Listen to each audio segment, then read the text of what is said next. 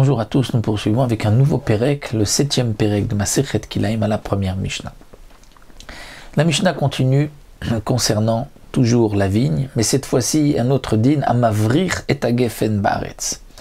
Mavrich et Agefen Baaretz, lorsque on veut rajouter, on veut d'un pied de vigne en faire plusieurs, il y a une méthode toute simple qui s'appelle Avracha, c'est-à-dire que on va plier une branche de cette vigne qu'on va enterrer, on va mettre sous la terre.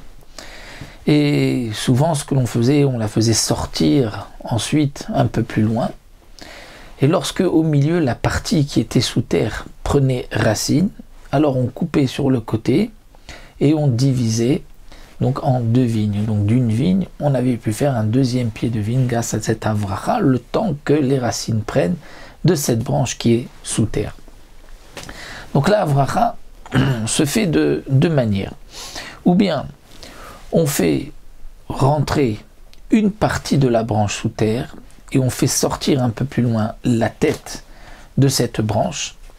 Ou bien on laisse tout même donc jusqu'au bout de la branche sous la terre afin qu'elle sorte de nouvelles racines, et ensuite on aura donc un nouveau pied de vigne, comme nous allons le voir donc dans cette Mishnah.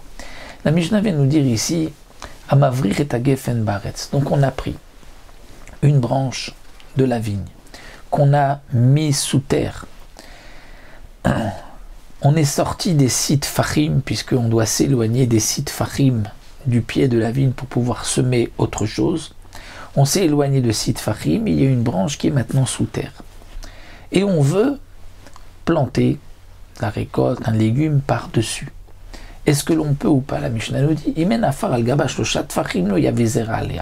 s'il n'y a pas au-dessus de cette branche qui est sous terre au moins 3 tfachim, alors on ne pourra pas, on ne pourra rien semer par-dessus. Pourquoi on ne pourra rien semer? Sur les côtés on pourra, mais pas par-dessus. Parce que lorsque on va semer, eh bien ça va descendre, s'il y a moins de 3 tfachim au-dessus de cette branche, le légume va donc descendre en profondeur, et donc nous allons avoir ici une greffe d'un légume dans l'arbre, dans le geffen. Cette interdiction ne concerne que la vigne. Pourquoi, dit le Barthénora?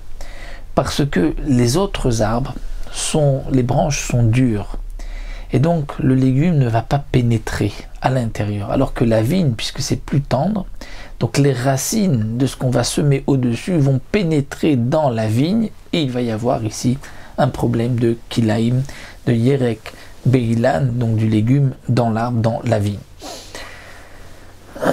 Donc s'il n'y a pas 3 tfachim au-dessus de cette branche, 3 tfachim de terre, on ne pourra rien semer juste au-dessus. Sur les côtés, on pourra, mais par-dessus, on ne pourra pas. Et même même si on a fait passer cette branche sous terre, mais on a mis à l'intérieur d'une courge. Alors le Barthénora nous dit, mais la courge, il y a aussi un problème de kilaim? Non. Pourquoi? Parce qu'il s'agit d'une courge qui est sèche, qui est complètement dure et sèche. Elle nous sert juste un peu de tunnel.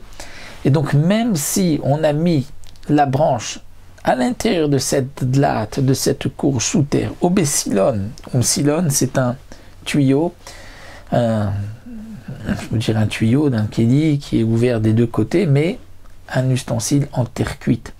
Et donc dans ce cas-là, si on a planté quelque chose au-dessus, qu'il n'y a pas 3 tfachim de terre, ça risque de pénétrer à travers la courge sèche ou à travers ce kéli cheres qui est en argile. Le Barthénora nous dit que s'il s'agissait d'un silon, donc d'un tuyau en métal, là ça aurait été permis puisque ça ne va pas pénétrer à l'intérieur.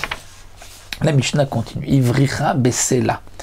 Si on a fait passer la branche à un endroit où il y a de la roche, c'est-à-dire sous un rocher. Même si il n'y a pas de terre au-dessus 3 tfachim, il n'y a que 3 doigts, histoire de pouvoir semer quelque chose. Mutar la visera. Alors on pourra semer quelque chose au-dessus, étant donné qu'il y a de la roche et que ça ne va pas descendre en profondeur, il n'y aura pas de kilaim. Arkuva sheba gefen en modin la ela minakar hasheni. Alors la arkuva sheba gefen. Le Barthénoura nous dit, si nous avons une vigne qui est penchée, tordue, elle est sur le sol et elle se relève un peu plus loin. Lorsque l'on va maintenant mesurer les sitfachim, s'éloigner sitfachim, qui est le travail de la vigne pour pouvoir ensuite semer à côté, à partir de quel endroit on va mesurer les sitfachim? À partir de là où la vigne sort de la terre, ou puisqu'elle est penchée, donc là où elle remonte. Eh bien, dans ce cas-là, nous dit la Mishnah, En modidim la ela mina ikar hasheni. On ne mesurera que de la deuxième tronc, c'est-à-dire de la partie qui remonte, qui est en moteur. C'est-à-dire de là où la vigne remonte, pas là où elle est courbée. Mais le Barthénoura nous dit, mais c'est seulement si toute cette partie était sous terre, qu'on ne la voit pas, on ne voit pas d'où ça départ, et on ne voit juste qu'un endroit où la vigne sort vers le haut, même si les racines ne sont pas juste en dessous, elles sont un peu plus loin, eh bien on calculera, on mesurera les sitfachim de cet endroit-là. Mais si la sortie, là où le premier endroit où sort la vigne, nous pouvons le voir et on sait qu'il y a là-bas, c'est là-bas les racines, alors on ne devra mesurer que de ce premier endroit et pas de là où la vigne remonte un peu plus loin.